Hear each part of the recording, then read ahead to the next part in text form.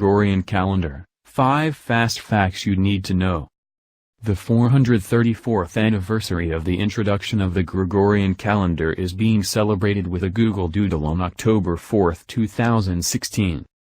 It was introduced in 1582 and has become the most widely used civil calendar in the world.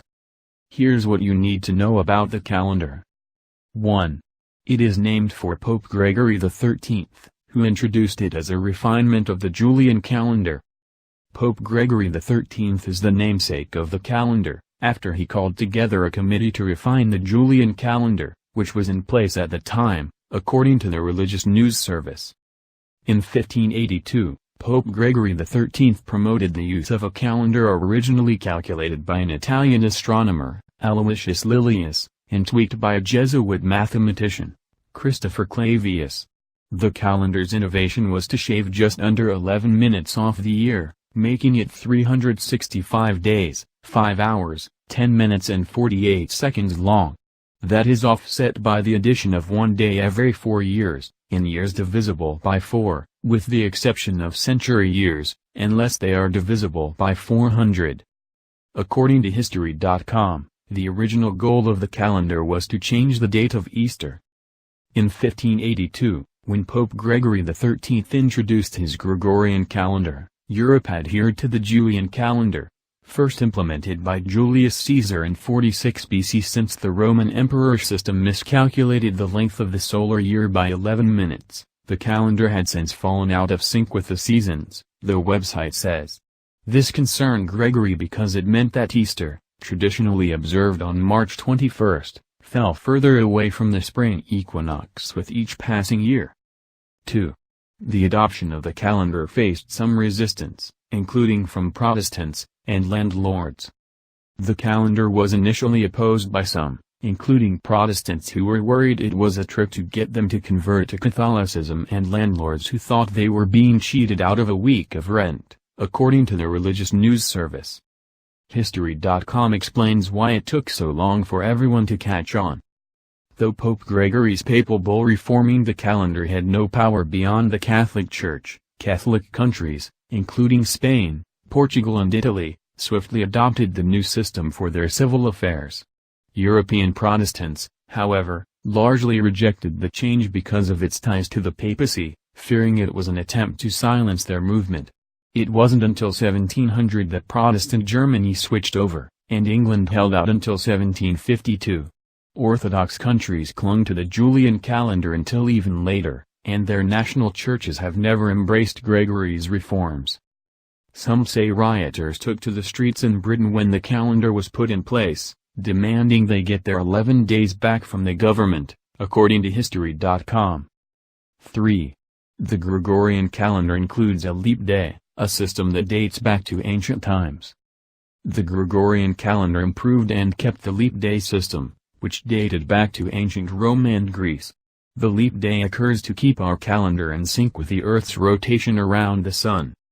You can watch scientist Neil deGrasse Tyson explain the leap day to National Geographic in the video above. We on Earth, as we orbit the Sun, we know how to calculate a year, he says. It's how long it takes to come back to where you were, that's a year. But it turns out if you cut the number of days we live into the year, it doesn't divide evenly. So there's not an even number of days in the time it takes for the Earth to go around the Sun. To keep the calendar organized, there are some rules that call for the leap day to be skipped during certain 4-year periods, according to timeanddate.com. According to the website, to be a leap year, it must be able to be evenly divided by 4. If it can't be divided by 100, it is not a leap year, unless the year is also evenly divisible by 400. So, the years 2000 and 2400 are leap years, while 1800, 1900, 2100, 2200, 2300 and 2500 are not. 4. There was once a February 30th, in Sweden and Finland during the 1700s. The switch to the Gregorian calendar caused a headache for Sweden and Finland, according to Britannica.com. When the Swedish were changing from the Julian calendar to the Gregorian, however, they ended up with a February 30th. Most countries, in making the switch, sacrificed a whole row of days. The Swedish plan was to make the change gradually, by omitting leap days for 40 years. It was a good plan, if a long one, but ended up being implemented incorrectly because of the Great Northern War. In 1712 the Swedes decided to just restore the Julian calendar by adding the leap days they had taken out, and they ended up with 28 plus 2 days in February. Several decades later the Swedish converted to the Gregorian calendar in the usual way, by taking out the last 11 days of February 1753. As IO9's Alastair Wilkins points out, that meant there were some babies born on February 30th. It's not easy to get really solid birth rate data for Sweden in the early 1700s, believe me, I've tried, and it's even harder for Finland.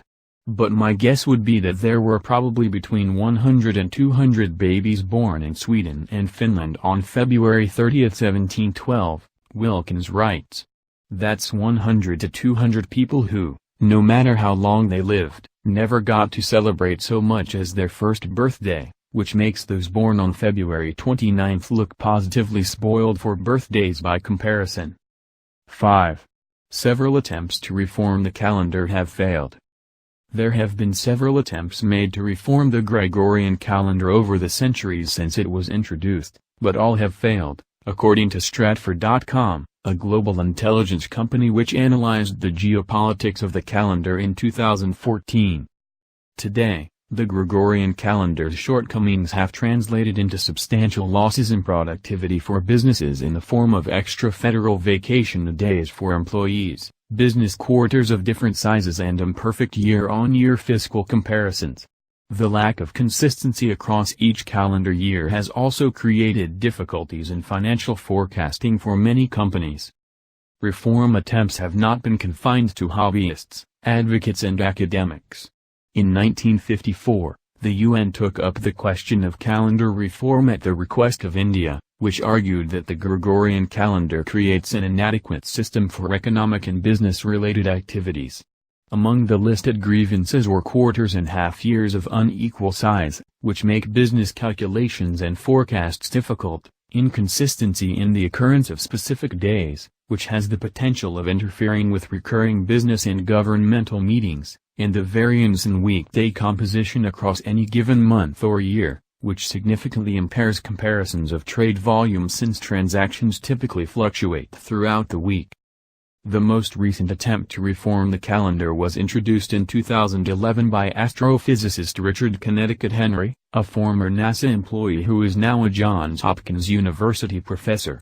He teamed up with economist Steve Hanke to create the Hanke-Henry Permanent Calendar. But the Gregorian calendar is still being adopted up to this day. Saudi Arabia decided on October 1 to switch to the calendar as a cost-saving measure, according to The Independent. The change strips away 11 workdays from civil servants.